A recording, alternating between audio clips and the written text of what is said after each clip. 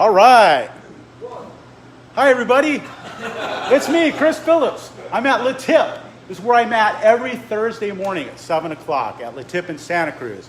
Here they are. They look like this. Whoa. Let's do that one more time. Whoa. Oh, man. Okay. My people are getting busy. Hey, thanks so much for showing up this morning. I knew you would have anyway.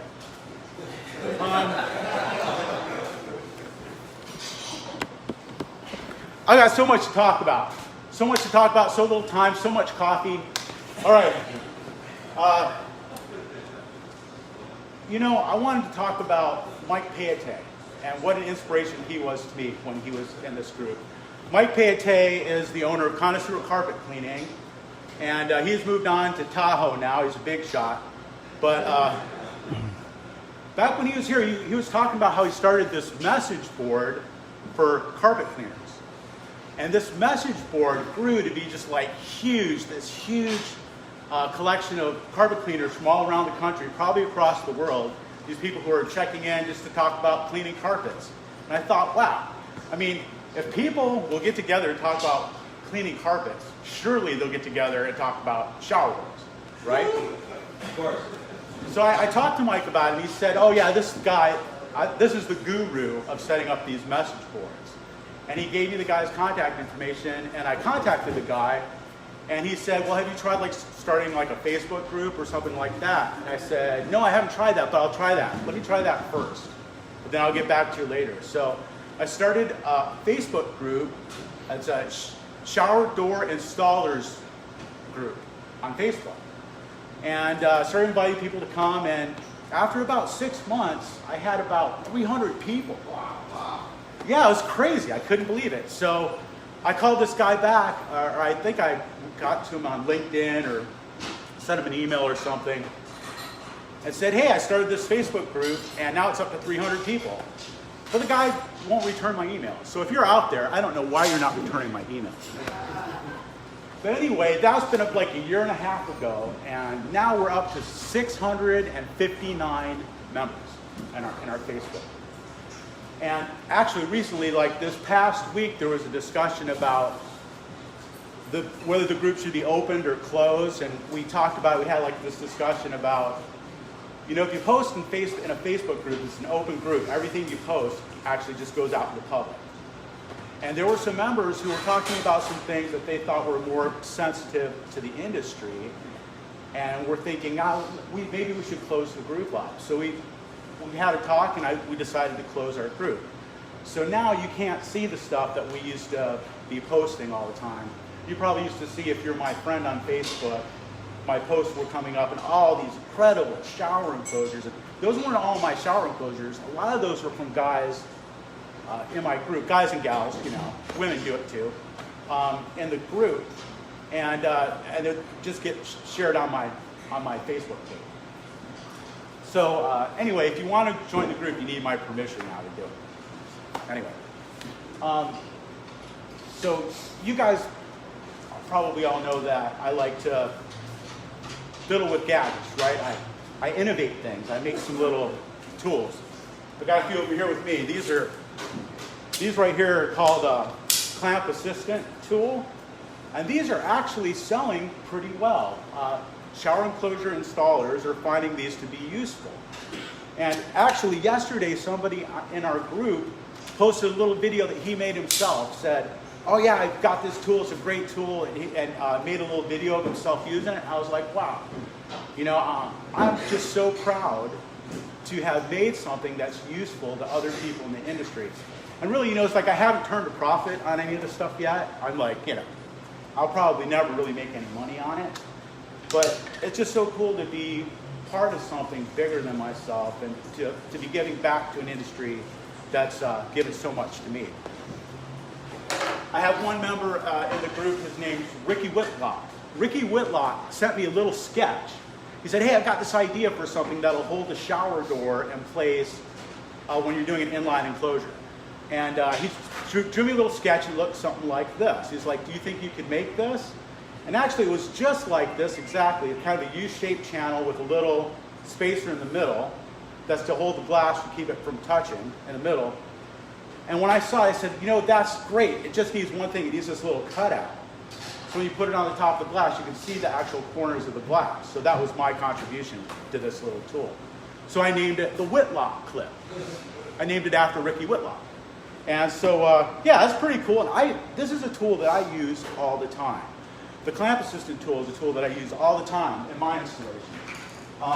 This is a tool that I designed for pushing vinyl. Glazers all know what a vinyl roller is. It's a tool that's used to put vinyl into an opening. And usually it's like a stick with a wheel on the end of it. And you just kind of roll the vinyl in. So I created this little tool. I call it the vinyl rocker, because I'm a rocker. And so you can use it to like rock the vinyl in rather than roll it. Yeah, you know, rock and roll, man. Call this one the extra hand clip. The extra hand helps hold a fixed panel in place while you're anchoring it. If you're a shower door installer, you know what that means. So yeah, so it's been a lot of fun doing that. It's been a lot of fun just meeting a lot of different people. And the idea for setting up the group in the first place was really, people would read my blog and say, oh, I wish you could install my shower door. I'm in Milwaukee, you know. And do you know anybody in Milwaukee? Right, exactly. Look, how much are you willing to pay? And I was like, no, I don't know anybody in Milwaukee. Shoot, you know, I wish I did. But I thought, hey, setting up this group would help me network with people all around the country. And then when somebody asked me, hey, do you know somebody in wherever, in New York or Philadelphia or whatever, I would be able to refer somebody. And now I have people like that all across the country, even in other countries, members of our group who I can refer.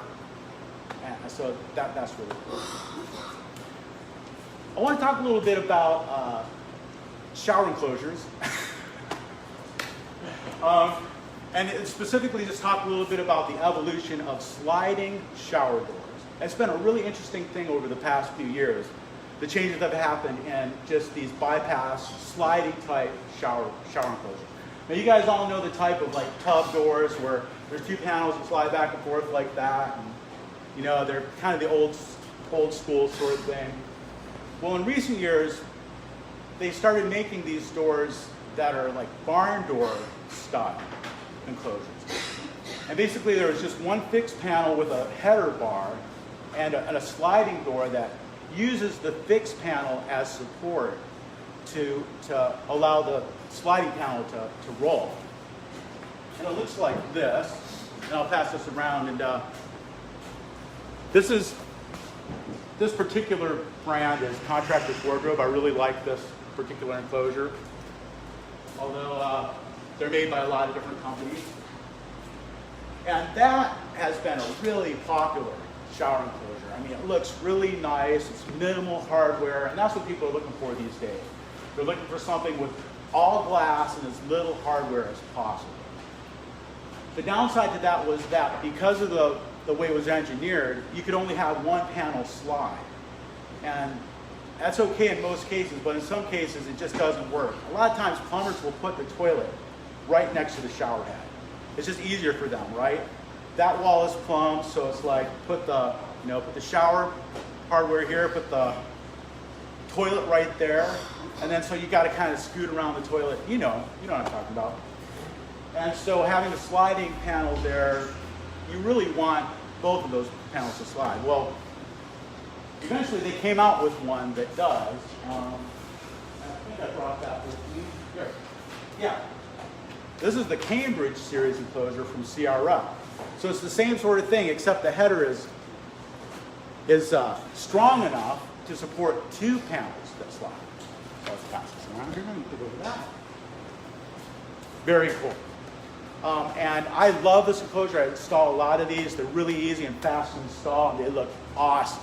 And they work great. I mean, they just slide. They're so precision, so nice. People are stoked when I'm done with that. Well, a few years ago, they came out with this new thing. Now, this is actually a headerless sliding door. So this is a door that has a fixed panel and a sliding panel, but there's no header at the top at all. And the way it works is the door has wheels on the bottom that roll on a track. And there's just a little brass guide that uses the fixed panel as a guide while the door slides back and forth. It's brilliant. Okay, so that's kind of been the evolution of things over the years. This was the latest and greatest thing last year when I talked to you guys. So this year, this is what they've done. This is called the Titan Phantom series. This is what they did. They made the header out of glass. So now there's no metal across the top. And I've got a bunch of these. If you want to take one to have for your own, you can. I found out about this on my group. The people who make this are members of the group. They posted on there, and it's gone. The people in the Facebook group are just crazy about it. And the people who installed it love it. And I'm going to pass this around. So I'm actually going to be installing my first one of those this next week or two. So I'll tell you how that goes. Hey, thanks you guys for indulging me on this. I could talk for another 10 minutes easy. Does anybody have any important questions that have to be answered right now? Yes, Holland. I think this Phantom series is going to be the most awesome shower door of all time to date. But like I say, I'll get back and tell you about it. You know, there are people who are kind of high-profile people in the industry who are raving about this thing. So I'm excited. Yes, Steve. The ones that the fifth panel that roll off of that, have you seen them over a couple of years? They start sagging. You know, that's really an installation issue. I mean, mine don't do that. But I mean, they shouldn't. They shouldn't. But if they do, it can probably be adjusted. Yeah.